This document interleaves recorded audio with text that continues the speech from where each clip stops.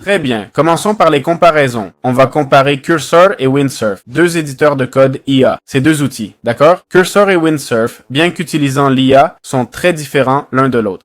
Cursor est basé sur VS Code. Vous voyez? Cet éditeur qu'on utilise tous ou qu'on a tous utilisé à un moment. Et souvent de façon définitive, non? Cursor intègre l'IA comme assistant direct dans le flux de travail du dev. On peut lui demander du code, des explications, des tests, des refactos, ou une revue de fichiers. L'IA de Cursor est présente et comprend le contexte du projet, l'arborescence, les dépendances, l'historique, etc. C'est crucial car si vous avez des dépendances, faut pas les supprimer, hein, par exemple. C'est un outil conçu pour le long terme dans des projets complexes. D'autre part, Windsurf AI est plus expérimental à mon avis. C'est un outil léger et rapide, ok? Il facilite la création de petites fonctions ou scripts. Son point fort, l'immédiateté. On écrit une requête, on obtient du code rapido, mais le contexte est limité. Il ne saisit pas bien, du moins pour moi, l'ensemble du projet. Il est conçu pour l'exploration, d'accord? Des idées, des prototypes, ce genre de choses. On ne peut pas lui faire confiance pour maintenir une vraie base de code ou travailler en équipe à grande échelle. C'est mon point de vue, du moins. Alors, quels sont les avantages de Cursor? Il supporte des projets réels avec plusieurs fichiers et dépendants. Il a une compréhension profonde du code et de son contexte.